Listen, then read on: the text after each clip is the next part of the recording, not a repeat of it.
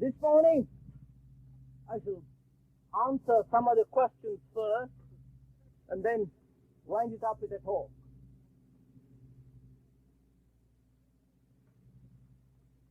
Many questions have been sent in, and unfortunately, it has not been possible to answer all of them.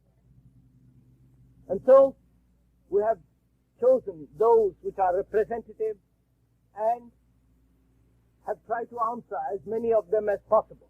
Of course, it's not possible to answer all of them. And also in answering questions,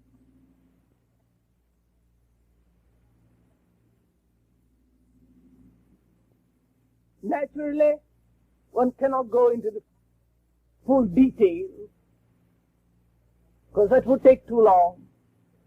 And so we have only dealt with the fundamentals in answering it fundamentally and rightly. And the details have to be filled in by yourselves. And they can be filled in only when we lived. Those of you who have been coming here regularly will find that if they merely carry away a memory of the words and the pleasant sensations of listening under trees, being distracted by birds, cameras, and notes, and various things that take the mind away, if they do not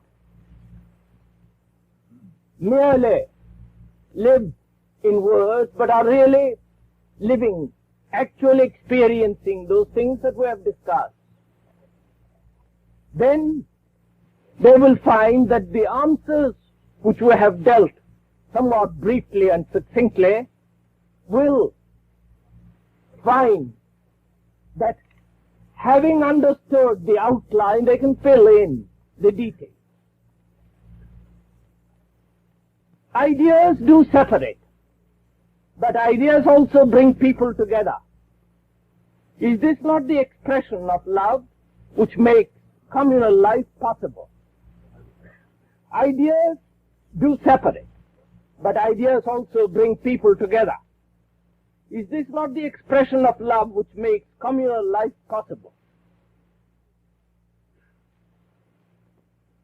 I wonder when you ask such a question whether we realize that ideas, beliefs, opinions do separate people. That ideologies break up. That ideas by themselves, ideas inevitably always disrupt. Ideas do not bring people together. You may bring one group of people belonging to that particular idea or an ideology in opposition to other ideas.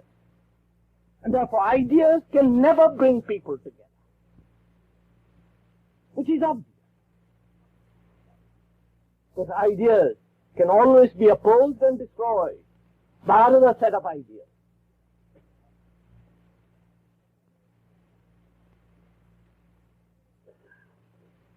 But all ideas are images, sensations, words. Can words, sensations, thought bring people together? Or does one require quite a different thing to bring people together? One sees hate and fear, nationalism bring people together. Fear brings people together. Hate brings people together. In opposition. As nationalism brings people together in opposing another group. Surely these are ideas.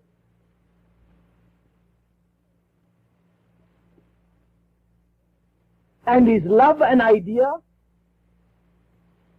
Can you think about love?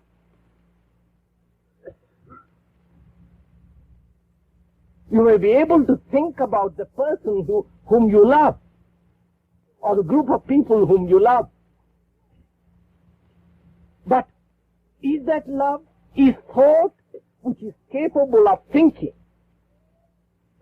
which can think about love, is that love? Is thought love?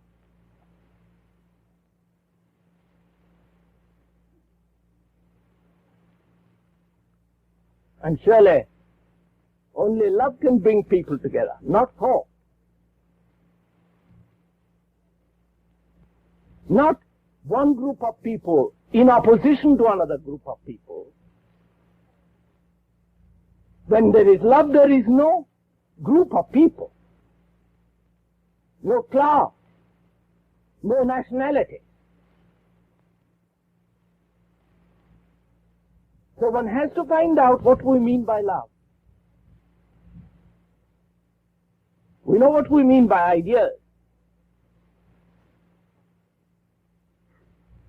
Opinions, beliefs, which we have sufficiently discussed during the past 7 weeks. So what do we mean by love? Is it a thing of the mind? And it is a thing of the mind when the things of the mind fill the heart. And with most of us, it is so. We have filled our heart with the things of the mind, which are opinions, ideas, sensations, beliefs, and around that and in that we live and love. But is that love? Can you think about love?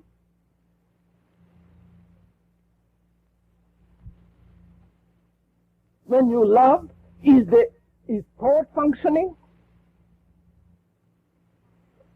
Not in opposition. Do not let us divide as an opposite, love and thought.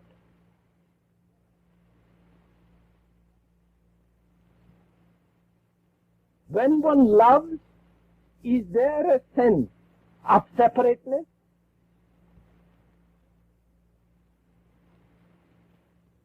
Of bringing people together, or disbanding the people, pushing them away? Surely that state can be experienced only when the process of thought is not functioning. Which does not mean that one must become crazy, unbalanced. On the contrary, it requires the highest form of thought to go beyond.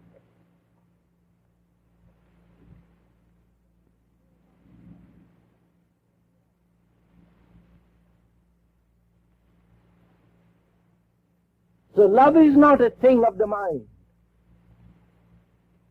It's only when the mind is really quiet, when it's no longer expecting, asking, demanding, seeking,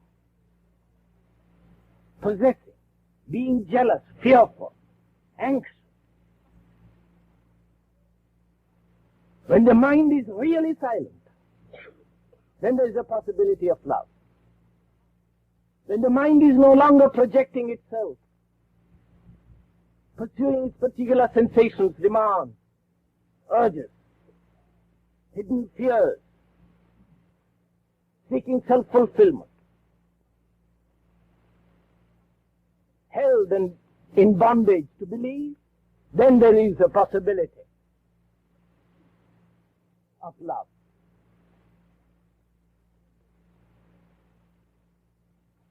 But most of us think love can go with jealousy, with ambition, with pursuit of personal desires and ambition.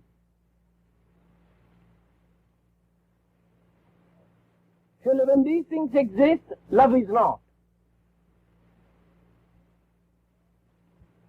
So we must be concerned not with love,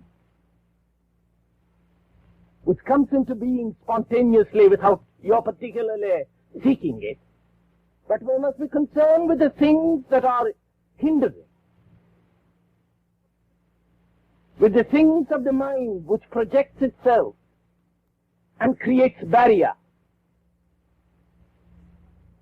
And that's why it's important, before we can know what love is, to know what the process of the mind is, which is the seat of the self.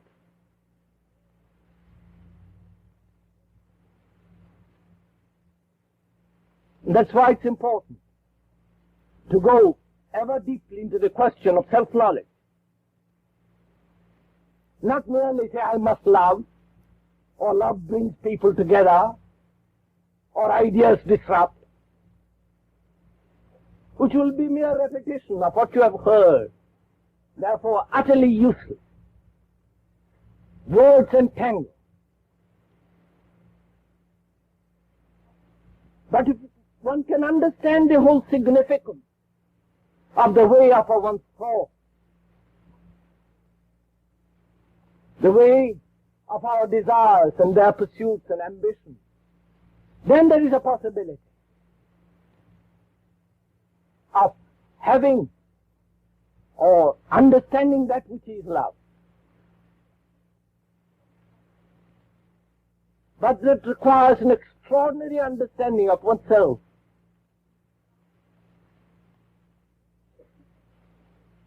Where there is self-abnegation,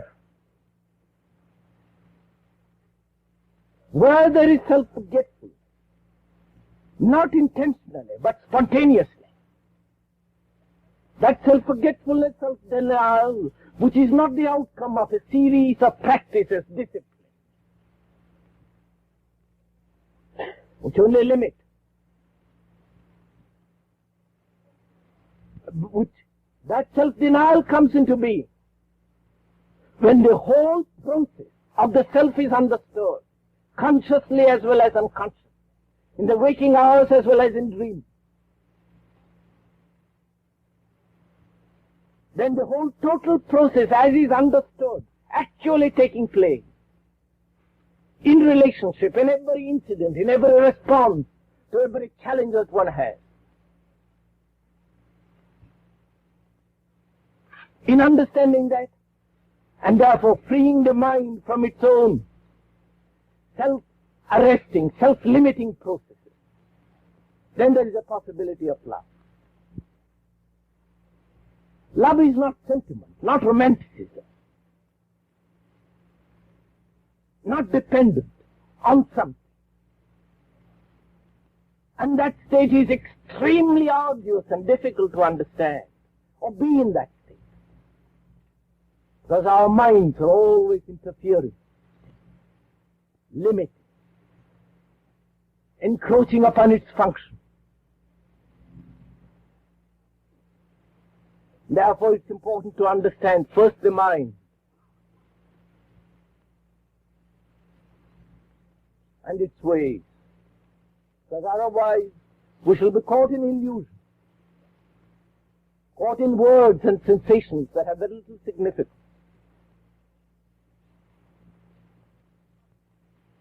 And as ideas merely act as a refuge, as an escape for most people, ideas which have become beliefs, they naturally prevent complete living, complete action, right thinking.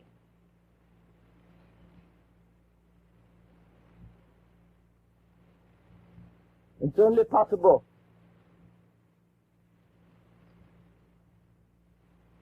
to live, to think rightly, to live freely and intelligently, only when there is deeper and wider self-knowledge.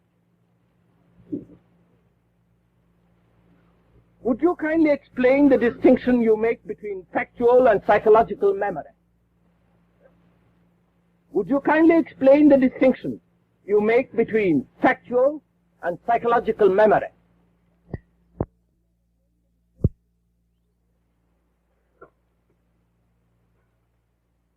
Do not let us bother for the moment the distinction between factual and psychological memory. Let's consider memory.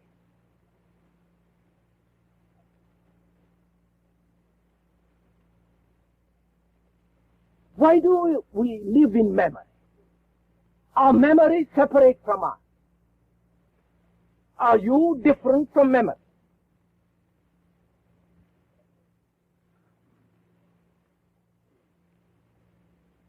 What do we mean by memory? The residue of certain incidents, experiences, sensations, are they not? You have had an experience yesterday. It has left certain marks, certain sensations. That sensation we call memory. Verbalized or not. The sum total of all these memories, residues, we are. Surely. You are not different from your memory.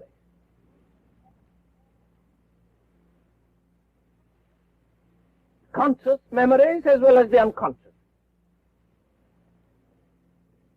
The conscious memories that respond easily, spontaneously, and the unconscious memories that are very deep, hidden, quiet, waiting, watchful. The whole of that, surely, is you and I. The racial, the group, the particular, all that, all those memories are you and me.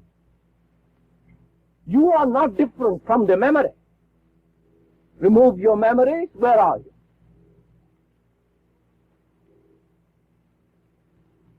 If you do, you'll end up in an asylum.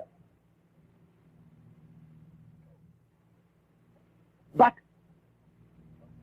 why does the mind, which is the result of memories of the past, why does the mind cling to the past? That is the question, is it not? Why does the mind, which is the result of the past, thought which is the outcome of yesterday, of many yesterdays, why does the thinker cling to that yesterday? Memories without any emotional content have their significance. But the moment we give to them emotional content, as like and dislike, this I will keep, that I won't keep, this I will think about, and this I will go back and ponder in my old age, or consider in my future. Why do we do that? Surely that is the problem, is it not? Not that we must forget factual or psychological memories.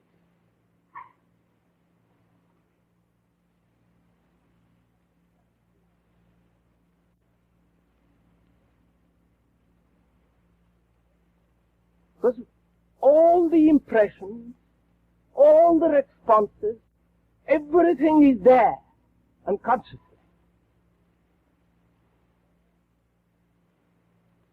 Every incident, every thought, every sensation which we have lived through is there. Hidden, covered up, but still there. And as we grow older, we return to those memories, to live in the past or in the future. The pleasant times we had when we were youthful. Or the future. What we are going to be according to our conditions. So we live in these memories. Why? As though you were different from those memories. Surely that is the problem, is it not?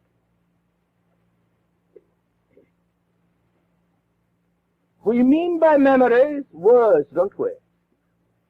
Images, symbols, which are merely a series of sensations. And on those sensations we live. Therefore we separate ourselves from the sensations and say, I want those sensations. Which means the I, having separated itself from memories, gives to itself permanence. But it is not permanent.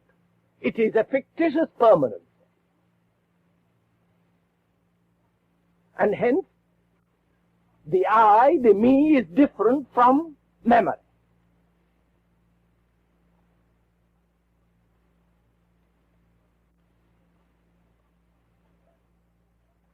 Now, when this whole process of the I separating itself from memory and living and giving life to that memory in response to the present, that total process hinders, obviously, the meeting the present. Surely does it not? If I would understand something, actually, not theoretically, verbally, abstractly, I must give my full attention to it.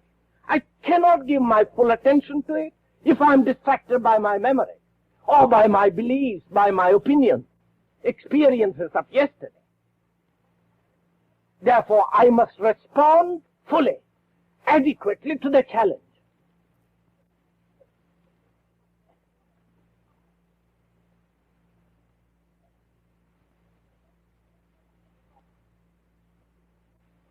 And the I, which has separated itself from memory, giving itself to permanency, that I regard the present, looks at the incident, the experience, and draws from it according to its conditioning of the past, which is all very simple and obvious if you examine it. It is the memory of yesterday, of possessions, of jealousies, of anger, of contradictions, of ambition of what one ought to be and should be. It is all these things that make up the I. And the I is not different from memory. The quality cannot be separated from the thing, from the self.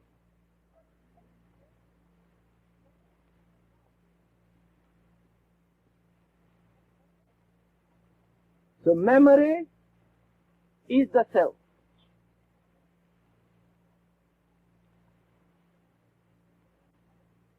Memory is the word which symbolizes sensation, physical as well as psychological sensation. And it is to that we cling. It is to the sensations we cling, not to the experience. Because in the moment of experience, there is neither the experiencer nor the experience. There is only the experiencing. When we are not experiencing, then we cling to memory. Like so many people do. Especially as one grows older. Watch yourself and you will see. We live in the past or in the future. And use the present as merely a passage from the past to the future. Therefore, the present has no significance.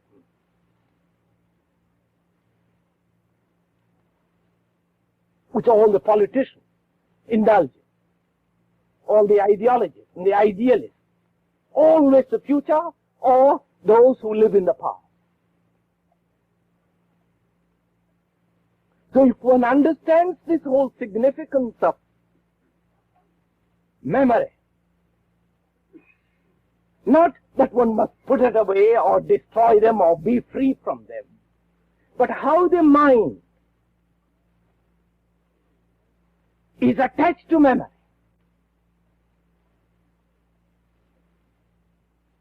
And thereby strengthen the me. The me is after all sensation. A bundle of sensations, a bundle of memory. It is the known. And from the known, we want to understand the unknown. And the known must be an impediment to the unknown.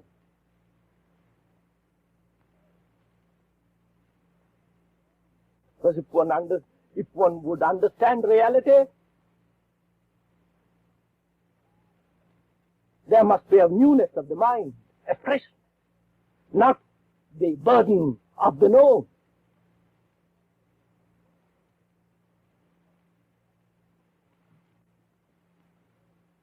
God or reality, or what you will, cannot be imagined, cannot be described, cannot be put into words. And if you do, that which you put into words is not reality. It's merely the sensation of a memory, the reaction to a condition. And therefore it's not real. Therefore, if one would understand that which is eternal, timeless,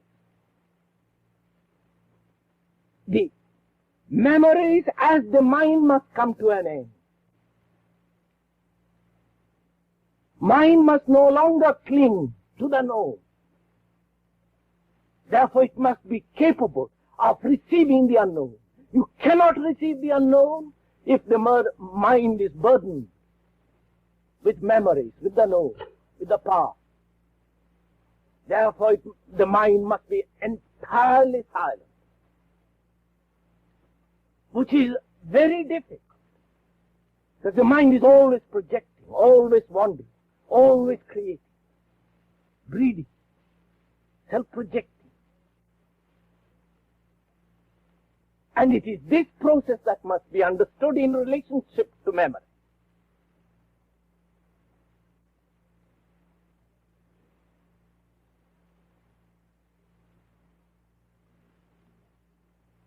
And then the distinction between psychological and factual is quite obvious and simple.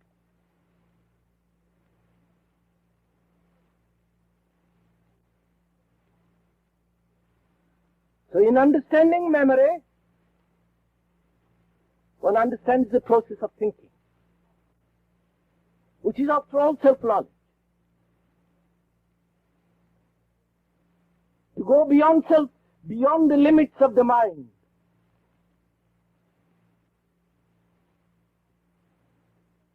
there must be freedom from the desire to be, to achieve, to gain.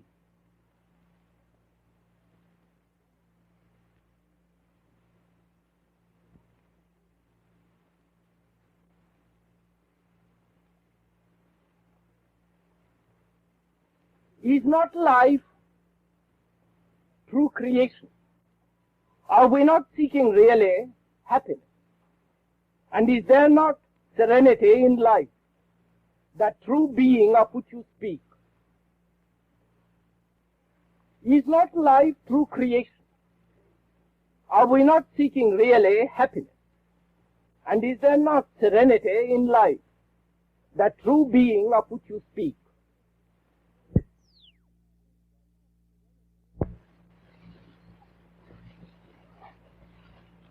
Perhaps in answering this question,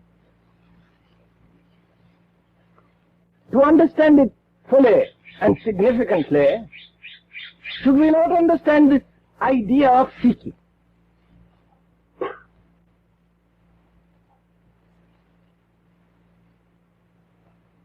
Why are we seeking happiness?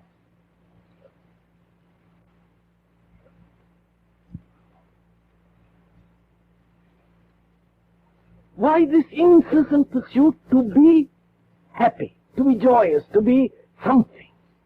Why is there this search, this immense effort made to find?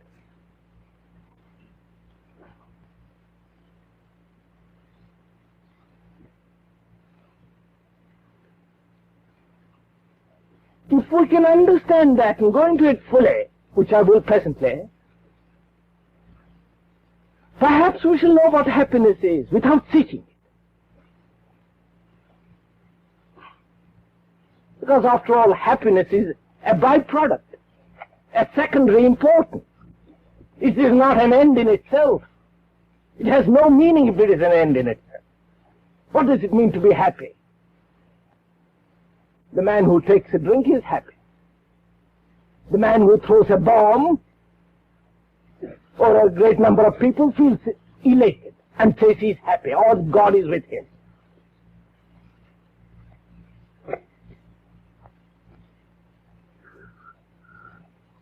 Momentary sensations which disappear give that sense of being happy. Surely, there is some other quality that is essential for happiness. For happiness is not an end any more than virtue. Virtue is not an end in itself. It gives freedom. And in that freedom, there is discovery. Therefore, virtue is essential. Whereas an unvirtuous person is slavish, is disorderly, all over the place, lost, confused.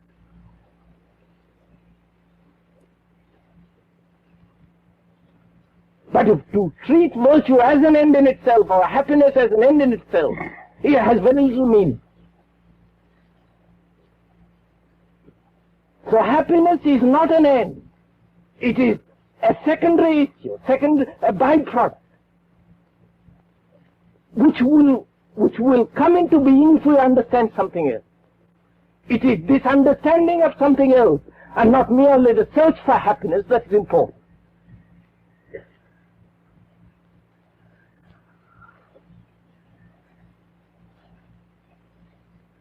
Now why do we seek?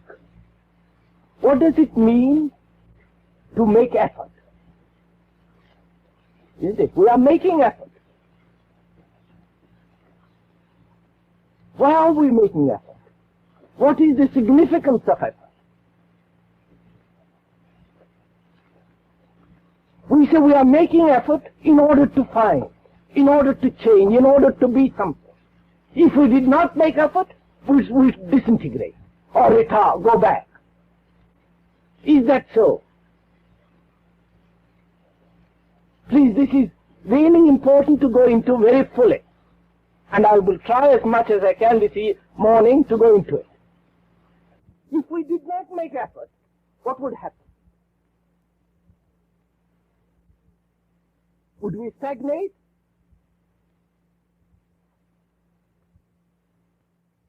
But we are making effort. And why? Effort to change, effort to be different in ourselves, to be more happy, to be more beautiful, to be more virtuous. There's constant striving, constant effort. If we can understand that, then perhaps we'll understand more deeply other issues.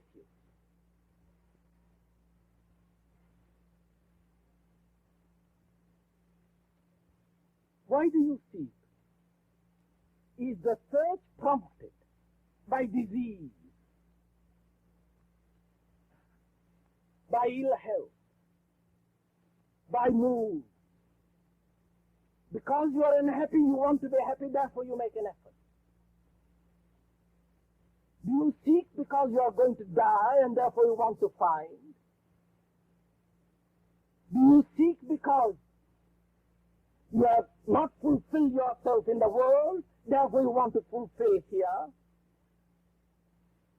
Do you seek because you are unhappy, and therefore you hope for happiness, therefore you seek, search and find out? So you must understand the motive for your search, mustn't you?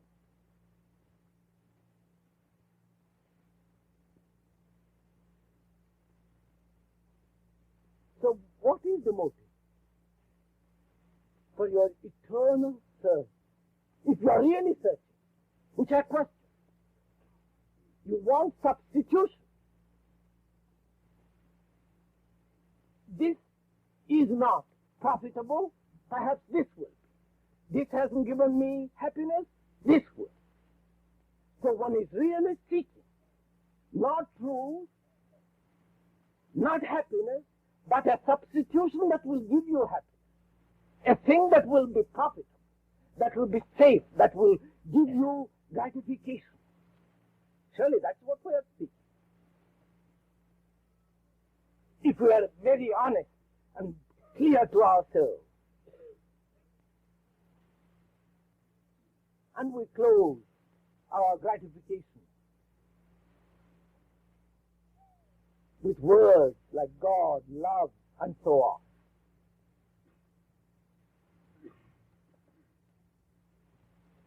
Now, why do we not approach it differently? Why don't we understand what is? Why aren't we not capable of looking exactly at the thing as is? Which is, if we are in pain, let us live with it, look at it, and not try to transform it into something else.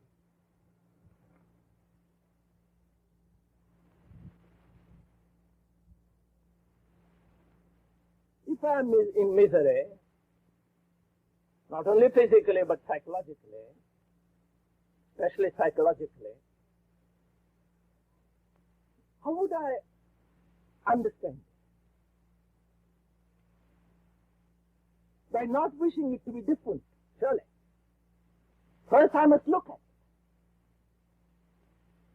I must live with it. I must go into it. I mustn't condemn it. I mustn't compare it, wish it something else. I must be entirely with that thing, must I not?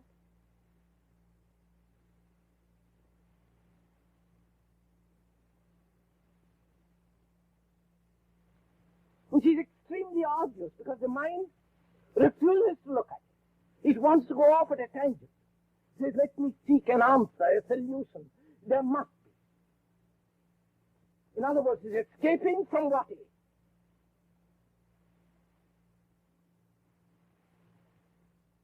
And this escape with most of us is what we call search. Search for the master, search for truth, search for love, search for God. Various terms to escape from what exactly is taking place.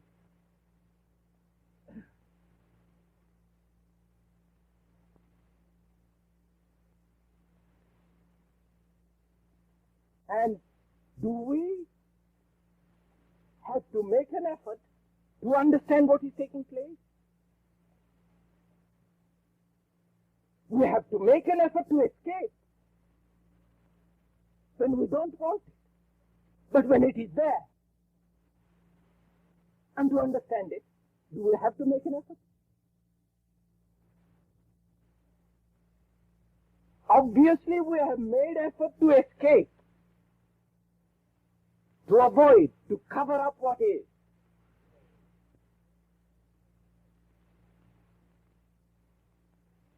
And with that same mentality, which is to make an effort, in order to avoid, in order to escape, we approach the what is. Do you understand something what is with an effort? Or there must be no effort to understand what is.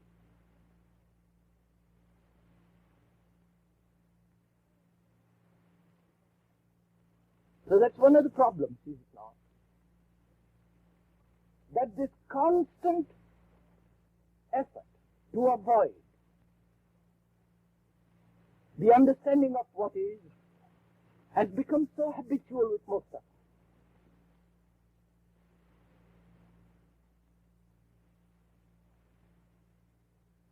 And with that same mentality of making an effort in order to escape, we say, all right, I will drop all escapes and make an effort to understand what is.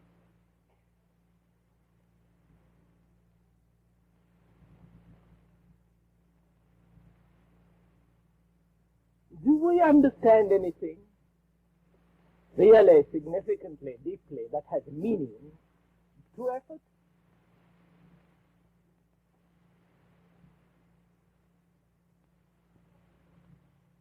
To understand something, obviously, must there not be a passivity of the mind, an alertness, but yet passive?